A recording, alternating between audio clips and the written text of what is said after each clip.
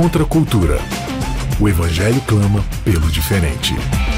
3, 2, 1, gravando. Começando mais um Contra a Cultura, chegando aqui para você pela Rádio Novo Tempo e também pelo canal Cristãos Cansados. É sempre uma alegria ter a sua companhia aqui com a gente para estudar a Palavra de Deus. Estamos aí numa temporada toda especial falando sobre o Evangelho, sobre testemunho, sobre falar para as pessoas sobre Jesus. E essa temporada se chama Campanha de Sabotagem. A gente já explicou esse conceito, porquê desse título nos 4 episódios. Se você ainda não ouviu, corre lá e começa a temporada aí desde o comecinho. E também acessa lá o canal Cristãos Cansados no YouTube para você ver muito material que a gente já postou lá e ficar sempre de olho em muita coisa que a gente tem postado lá. Se inscreve no canal, compartilha esse conteúdo para a galera e vai ser muito bom. A gente está falando então sobre esse conceito do evangelho, do testemunho, só que muitas vezes a gente confunde um pouco os termos, né? E um termo muito fácil da gente confundir é a ideia de testemunho, de evangelho, de evangelizar, de pregar. A gente às vezes acha que algumas coisas são intercambiáveis, quando na verdade cada um tem seu propósito, sua função, sua ideia, né? Então hoje a gente vai definir alguns termos e para me ajudar nessa missão, eu trouxe aí, para fazer parte dessa campanha de sabotagem, a Vanédia Cândido. Tudo bom, Vanédia? Tudo bom, Isaac. Prazer imenso estar aqui de novo. A gente fica muito alegre com o seu retorno, com a sua companhia, você sempre agrega bastante aí no programa. E eu preciso de você hoje, Vanédia, para a gente poder explicar para o pessoal alguns conceitos. Eu acho que o conceito mais importante que a gente vai explicar, que é a coisa mais importante para um cristão entender, que na verdade é um conceito muito simples, eu diria, mas é um conceito que ninguém entende. É um conceito que, por ser tão simples, a gente complica demais, eu diria. E nessa complicação demais, a gente acaba desvirtuando. Então, Vanédia, eu quero ler um texto bíblico aqui e acho que a gente pode começar essa nossa conversa. O texto bíblico está em Marcos capítulo 1, verso 14 e verso 15. Diz o seguinte: depois de João Batista ter sido preso, João Batista foi aquele que batizou Jesus, Jesus foi para Galileia e começou a pregar o evangelho de Deus, dizendo: o tempo está cumprido e o reino de Deus está próximo. Arrependei-vos e crede no evangelho.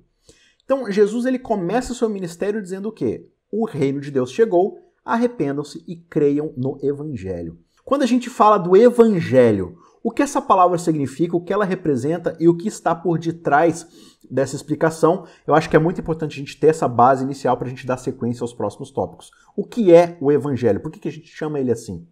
Antes disso, Isaac, eu acho até importante também a gente salientar a importância dessa pergunta. O que é evangelho? Antes de a gente falar de evangelho.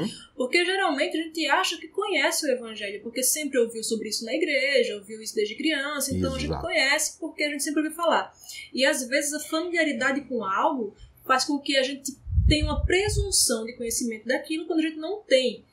A psicologia estuda um efeito chamado efeito Dunning-Kruger, que é o efeito de você achar que você sabe algo. Quanto mais você acha que conhece aquilo, na verdade, menos você sabe daquilo profundamente. Isso acontece com o evangelho também. Então, você às vezes repete tanto uma palavra que você acha que você já conhece. Então, a mesma coisa, quando a Bíblia fala sobre evangelho, ela se apropriou de uma linguagem que existia naquele tempo, no primeiro século, para falar sobre uma notícia. E aí era uma boa notícia, né? Por exemplo, se a sua cidade estivesse em guerra e aí vinha um mensageiro, um evangelista, e ele vinha contar sobre a guerra ali. Ele vinha com uma boa notícia, dizendo: olha, a cidade venceu a guerra. E aí todo mundo se alegrava e tal. Então isso era o evangelho, era boa notícia. E aí Jesus e os apóstolos utilizam essa palavra para falar de uma outra boa notícia. Essa boa notícia, ela é acerca de outra pessoa, né? Ela não é uma boa notícia de qualquer coisa que eu quiser falar, assim, do tipo, como você falou, né? Eu dei um estudo bíblico, eu preguei o evangelho. Não necessariamente. Eu falei sobre sábado, sobre volta de Jesus, que são doutrinas maravilhosas, mas não necessariamente você falou do evangelho, porque o evangelho também é uma doutrina, ou digamos, um conjunto de doutrinas bíblicas. É a boa notícia da nossa salvação. E isso envolve algumas doutrinas, como, por exemplo, o pecado, a ira de Deus. Então, se eu não anunciei isso, se eu falei simplesmente, olha, parem de comer carne de porco. Eu já vi gente falando assim, eu cheguei num jantar e tinha lá presunto. e aí eu não comi o presunto. O pessoal, você não vai comer não? Eu disse, não, porque eu não como carne de porco, então eu anunciei o evangelho lá para aquelas pessoas. Não. Eu testemunhei do evangelho. É, exatamente. Não, né? Porque o evangelho não é carne de porco. Não estou falando que isso não é algo importante, que a Bíblia não fala sobre esse assunto. A Bíblia fala. Eu creio que o ideal é que a gente se abstenha disso.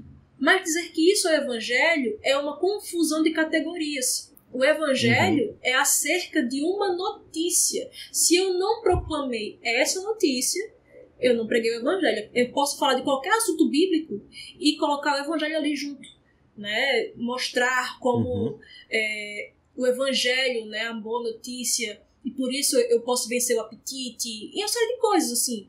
Mas, né, eu posso colocar qualquer doutrina bíblica como sendo orbitando em torno do evangelho. Isso é o ideal. Mas simplesmente porque eu falei de doutrinas da minha igreja, não significa que eu preguei o evangelho se eu não falei da ira de Deus, se eu não falei do arrependimento, se eu não falei dessa boa notícia, né, que está em Cristo Jesus. Tá, então vamos deixar isso um pouco mais claro, pessoal. Se eu puder dizer da forma mais simples possível, então eu posso dizer que o evangelho é uma boa notícia a respeito de Jesus Cristo e o que ele fez em meu favor. Seria isso, né? Esse é o jeito mais simples. Agora, por que o evangelho é uma boa notícia? Quando a gente entende esse exemplo que você deu, que é o que surgiu esse termo, né, do evangelho, por que um exército chegar e dizer vencemos a guerra é uma boa notícia? Porque existia toda uma expectativa ruim de que o povo estava dentro de uma guerra, e guerras são ruins, você se sente oprimido, né? Quem perde a guerra às vezes ou morre ou se torna escravo da outra nação. Então existe toda uma expectativa de que você está fadado à morte ou à escravidão. Então quando chega alguém dizendo vencemos a guerra, essa é uma boa notícia, né? Então o que Jesus está falando aqui em Marcos 1 é: arrependei-vos e crede no evangelho, ou seja, ele está dizendo que eu tenho que crer na boa notícia.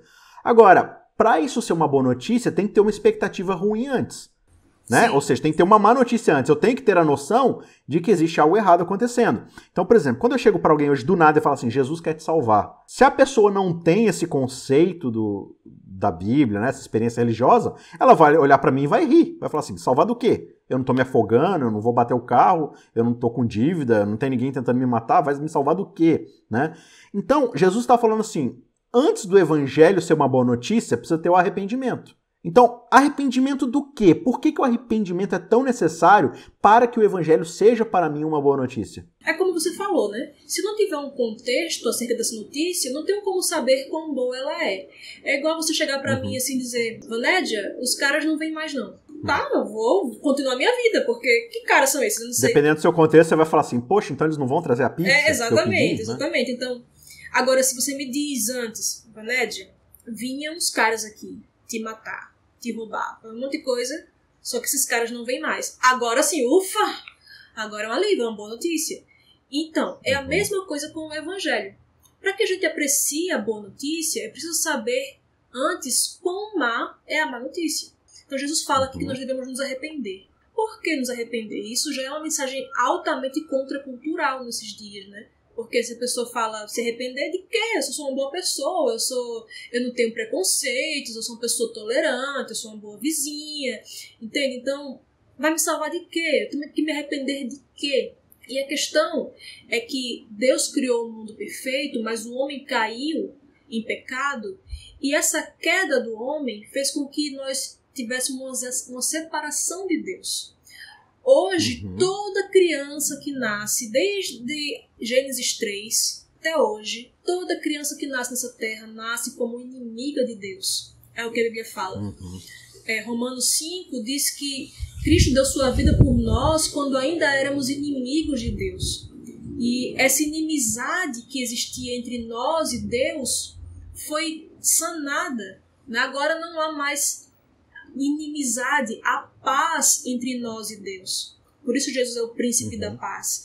Porque essa inimizade não existe mais. E por que não existe mais?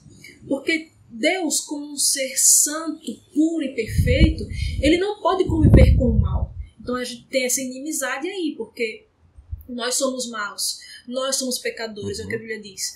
Então, se Deus é um ser puro, ele não pode conviver com a gente, sabe? Isso é gravíssimo, significa que a gente é réu da justa ira de Deus. E eu sempre falo, graças a Deus, porque Deus tem ira. Deus tem ira porque Deus é amor. E se ele é amor, ele naturalmente vai se irar com alguma coisa que vai se opor às coisas que ele ama. Então, que vai macular a perfeita ordem da sua criação.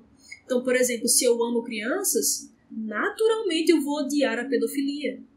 Se Deus ama, se Deus é amor, então naturalmente ele vai se opor e vai odiar o mal, o pecado. O grande problema... A tudo aquilo que é um dano ou uma ameaça à vida, né? Sim, claro. Então, o grande problema é que eu e você estamos dentro disso. Estamos imersos no pecado. E aí éramos réus da justa ira de Deus. Mas aí vem a boa notícia, que é que o próprio Deus encarnou, se fez um de nós, para viver a vida perfeita que eu deveria viver e não vivo.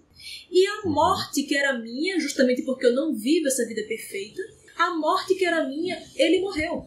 Então ele nos substituiu duas vezes. Tanto na sua vida perfeita que eu deveria viver e não vivo, quanto na sua morte que eu deveria morrer e não vou morrer se eu crer naquilo que Cristo fez. Então houve aí uma substituição. Por isso que a gente fala que Cristo tomou o nosso lugar. Então Deus se fez pecado e a ira caiu sobre ele, não precisa cair mais sobre mim. Essa é uma excelente notícia. Agora, se eu não der o contexto, eu não vou conseguir apreciar quão boa é a boa notícia se eu não souber quão má é a má notícia. E você falou aí, né, que todos nós somos alvo da ira de Deus por causa da nossa maldade e injustiça, e é muito natural a gente pensar assim, como você disse, né? Ainda mais na nossa geração hoje, que gosta de sinalizar virtude, né? Não, mas eu sempre discuto as coisas certas no Facebook. Não, mas eu sempre sou a favor das pautas que ajudam as minorias e tudo mais. Eu sou uma boa pessoa, né? E eu acho que isso é uma má análise que a gente faz de nós mesmos, né?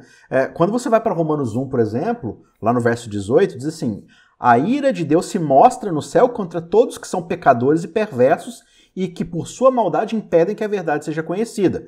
A gente fala assim, não, realmente, Deus é contra todos os perversos, todos os malvadões, todos os pecadores, né? Só que a gente não se coloca debaixo dessa categoria. Sim. E aí no verso 29, ele diz assim: a vida deles, ou seja, dos pecadores, se encheu de toda espécie de perversidade e pecado, ou seja, ganância, ódio, inveja, homicídio, discórdia, engano, malícia, fofoca, caluniação, inveja.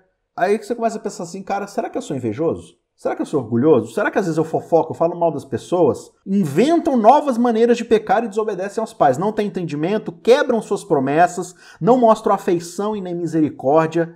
Ou seja, todos eles, de acordo com a justiça de Deus, merecem morrer. Ou seja, ele está falando assim, tudo isso não condiz com o caráter de Deus, com o padrão de perfeição divina que emana do seu caráter, né? Das suas especificações. Então, qualquer pessoa que esteja abaixo do ideal de Deus para o universo está debaixo da ira divina. Por quê? Porque está causando mal-estar na perfeita criação dele. E se ele precisa exercer o seu amor, o amor dele só pode fazer sentido dentro de um ambiente de justiça. E quando a gente quebra esse ambiente de justiça, a gente se torna uma ameaça para toda a boa criação divina de Deus no universo, né? Então, para Deus exercer o seu amor, ele precisa manter esse ambiente de justiça. É por isso que ele precisa destruir aquilo que é uma ameaça a ele poder amar essas pessoas, essas criaturas, né? E aí o que você falou, poxa, mas isso coloca diante de mim uma situação desesperadora. Peraí, então acabou, não tem solução. E aí quando eu compreendo isso e alguém fala assim, então, mas Deus providenciou seu próprio filho para que ele pudesse absorver essa ira no meu lugar. Puxa, mas isso é uma notícia maravilhosa. Então, entender essa boa notícia é primordial. Entender, primeiro, o efeito da condenação. Né? Quando ele diz que o reino de Deus chegou, e eu vou anunciar os evangelhos, ele está dizendo, olha, chegou o reino que tem todas as características do que Deus criou para ser lá no Éden. Esse reino que foi perfeito e foi sabotado pelo inimigo e que agora ele está diante de vocês, para que vocês sejam cidadãos desse reino. Né? Agora, Vanédia, uma coisa que a gente precisa definir também é que o evangelho ele é uma boa notícia, ele não é um bom conselho. Porque, veja, pega o exemplo de Israel. O povo de Israel estava escravizado lá no Egito. Por várias e várias décadas eles estavam lá apanhando, não tinham descanso, não tinham nada. Aí Deus chega para eles e fala assim, eu tenho um bom conselho para vocês. Honrem teu pai e tua mãe, não matem, não roubem, não furtem, né? Guardem o sábado, não tem outro Deus diante de mim. Se vocês seguirem esses conselhos, eu vou voltar daqui a um tempo para libertar vocês. Poxa, Deus deu um ótimo conselho, né? Ou você vai dizer que os 10 mandamentos são um conselho ruim? Não, são ótimos conselhos. São boas coisas para fazer. Agora, se Deus fala assim, quando vocês conseguirem cumprir perfeitamente esses 10 conselhos, aí eu venho e salvo vocês. Só que não é isso que acontece lá no Êxodo. O êxodo, Deus chega lá, salva o povo, leva para o deserto, protege, e aí lá no Sinai ele chama Moisés e fala assim, Moisés, eu sou o Senhor teu Deus que tirou todos vocês da terra do Egito. Essa é a boa notícia, eu tirei vocês do Egito, da casa da servidão. Agora eu vou dar para vocês um conselho. Não façam isso, né? Não tem outros deuses diante de mim, tal. O conselho vem depois da boa notícia. Agora, eu posso dizer que a lei ali, os 10 mandamentos, foram o evangelho? Não. O evangelho é, vocês eram escravos e eu libertei vocês. Essa foi a boa notícia. Eu, Senhor, livrei vocês com mão poderosa. Eu redimi vocês para mim. Essa é a boa notícia. E eu acho que muitas vezes a gente acaba trocando essas ideias, né? A gente vira para alguém e fala assim, olha, Deus tem conselhos muito bons para sua vida. Faz isso, e aí você vai se tornar uma pessoa digna o suficiente para ser salva. Quando a pessoa vê esses conselhos, ela pode até ficar inspirada, né? Motivada para ser uma pessoa melhor, mas ela não vai ficar aliviada da escravidão que ela vive. Ela não vai se sentir mais feliz e mais tranquila porque ela tem a salvação do lado dela. Pelo contrário, acho que ela vai ter mais pressão, mais ansiedade em cumprir aqueles requisitos. E eu acho que esse é mais um termo que a gente troca, né? A gente pega o evangelho e substitui o conceito do evangelho pelo conceito do que é a lei. E a gente até usa termos como amar o próximo é o evangelho. Se eu amo alguém, então eu estou pregando o evangelho. É certo eu falar isso? É uma boa descrição do que é o evangelho? O que é o evangelho que a gente falou antes? Uma boa notícia. Então vamos pegar esse conceito de que, o evangelho é amar. A gente muitas vezes se ilude com alguns conceitos que a gente compra da cultura e que não vem da Bíblia. E amar é uma coisa linda, maravilhosa. Deus é amor, mas o amor não é Deus. Então, assim, a gente pega e transforma o amor no evangelho quando a Bíblia fala que amar não é o evangelho. O evangelho acontece porque Deus nos amou, é fato. Mas o nosso amor não é o evangelho. Porque o evangelho é uma notícia, como nós falamos, uma notícia acerca de outro. Não é acerca de mim. Então, por isso que Jesus, lá em Lucas 10, quando ele estava falando com o intérprete da lei, o intérprete da lei chega assim, mestre, que farei eu de bom para herdar a vida eterna?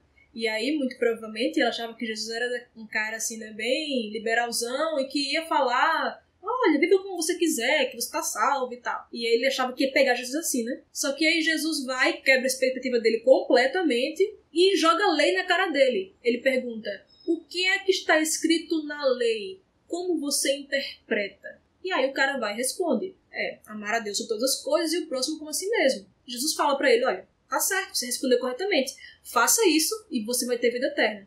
Aí tem uma frase muito interessante que é dita ali no relato, porque é falado assim, que o cara, o intérprete da lei, querendo justificar-se, perguntou, quem é o meu próximo? Ele queria se justificar de quê? Ele achava que ele pudesse chegar a Deus por meio da guarda dos mandamentos. E aí Jesus vai e responde nos próprios termos dele, né? Jesus responde assim uma outra vez, nessa ocasião e uma outra ocasião, que é falando com um jovem rico. O jovem rico faz a mesma pergunta para Jesus, querendo se chegar a Deus por intermédio da lei.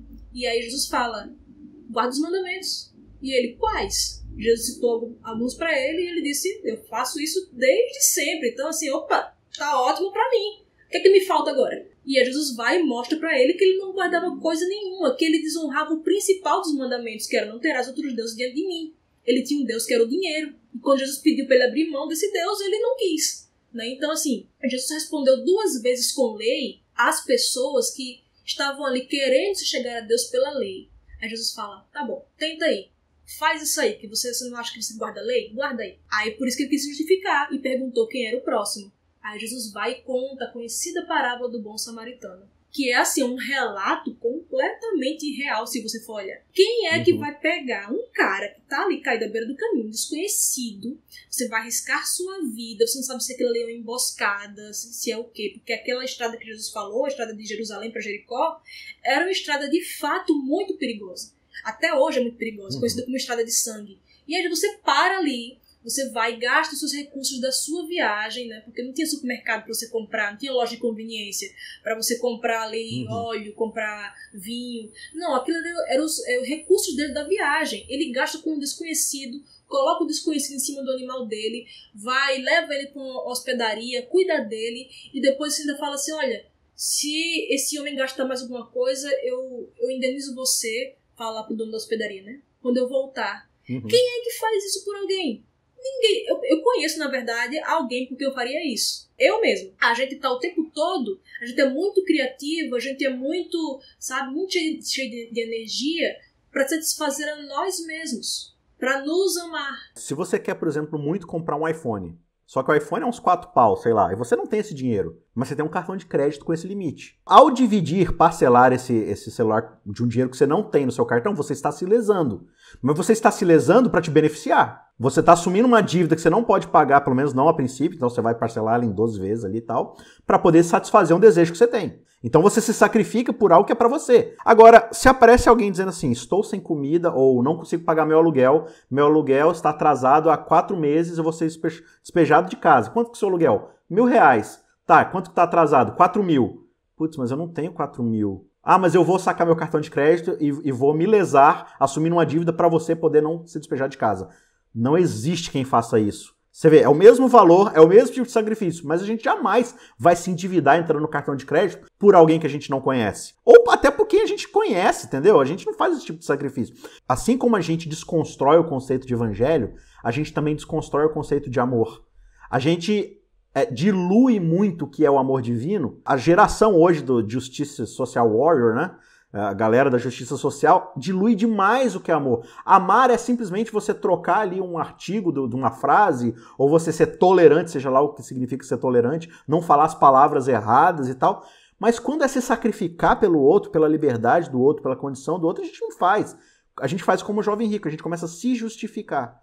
Né? Então, como é que a gente se justifica? Qual que é o melhor jeito de se justificar? É diluir o que é o amor.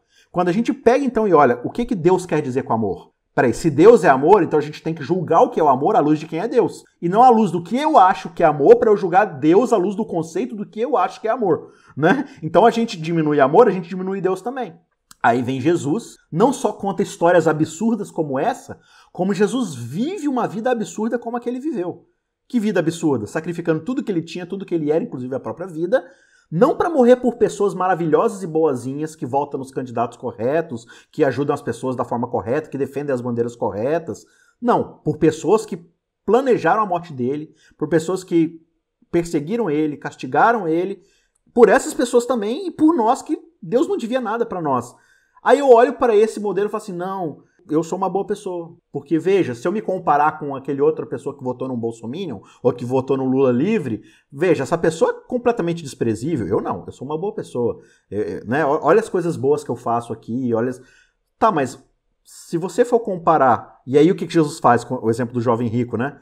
Não, senhor, mas a lei que diz que eu tenho que amar ao outro como a mim mesmo, essas coisas eu guardo desde pequeno. Eu falei, tá, se você ama os outros como a si mesmo, então não deve ser muito difícil para você pegar o dinheiro que é teu e dar aos outros como você dá a si mesmo, né? Não deve ser muito difícil para você que guarda a lei, né? E aí o jovem vai embora triste, porque é um ideal que ele não conseguiu alcançar.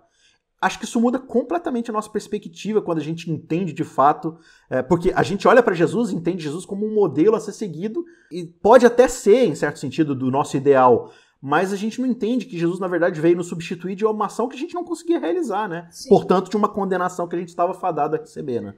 Você olha pro jovem rico, amar a Deus e amar o próximo foi uma boa notícia para ele? Ele saiu triste. Amar a Deus e amar o próximo pro intérprete da lei foi uma boa notícia? Não foi. Pra gente também não é, se a gente dá de cara, porque foi isso que Jesus fez. Ele mostrou assim, estampou na cara deles o que eles de fato são. E quando a lei vem e estampa na nossa cara o que a gente é, que a gente não ama a Deus como a gente não deveria amar, que a gente não ama o próximo como a gente deveria amar, isso na verdade não é uma boa notícia. Então se o evangelho é só amar a Deus e amar o próximo, isso é uma péssima notícia, porque eu olho pra mim e eu vejo que eu não amo a Deus e não amo o próximo como deveria. E por isso que eu preciso da boa notícia, que é Cristo veio e amou o Pai como deveria, e amou o próximo como deveria. E aí eu me aproprio da justiça de Cristo. Então por isso que é uma boa notícia e por isso que essa notícia não é sobre mim. E aí quando a gente fala isso, às vezes as pessoas se descabelam, né? Como assim o evangelho não é sobre mim, não é sobre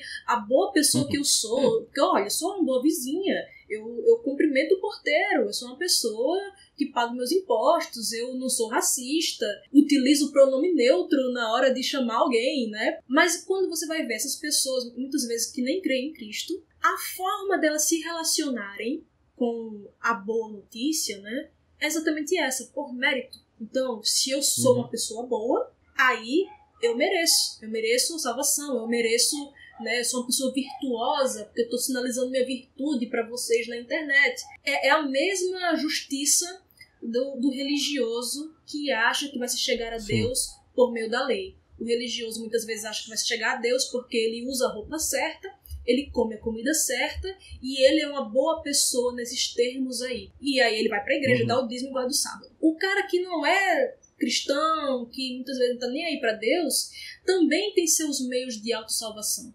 Eu não sou uma pessoa racista, machista, homofóbica, então, obviamente, eu vou ter aqui o galardão, a minha recompensa, né? Que sabe-se lá o que é que ele vai estabelecer como recompensa, mas ele é salvo por causa disso. O que vai redimi-lo vai ser agora reconhecer o seu machismo, reconhecer o seu racismo estrutural, enfim. Então, veja como sempre o homem faz as coisas por meio da autossalvação, né? Por meio do mérito próprio. Aí eu troquei o meu mérito de não comer carne de porco pelo mérito de usar pronome neutro nas frases ou de não ser uma pessoa racista. Mas no fim das contas é a mesma coisa. É eu achar que isso se baseia em mim, que é sobre mim, sobre os meus méritos e não sobre o mérito de outro. A boa notícia não é o que eu faço, é o que Cristo fez. E se a gente não entender isso, a gente não tem como testemunhar de fato. A gente vai testemunhando da gente mesmo. Falando, olha como eu sou uma boa pessoa, como eu sou uma pessoa legal, que não joga lixo no chão. Eu não preciso crer em Cristo para fazer isso, né? Não, você falou uma coisa muito importante aí, só que infelizmente o nosso tempo foi pro beleléu, que é essa ideia de testemunhar. Então, assim, como é que a gente lida com essa ideia de testemunhar, do evangelho? Eu posso testemunhar o evangelho simplesmente vivendo uma boa vida? Eu posso anunciar o evangelho simplesmente sendo uma boa pessoa? Então, acho que já é incoerente pela própria natureza do que é o evangelho. O evangelho é a notícia de que eu não sou uma boa pessoa. Então, como é que eu posso anunciar o evangelho sendo uma boa pessoa, sendo que eu não sou? Fica aí este e outros questionamentos que a gente vai desenvolver na semana que vem. Você não perde por esperar. Um abraço e até lá. Contra a cultura. O evangelho clama pelo diferente.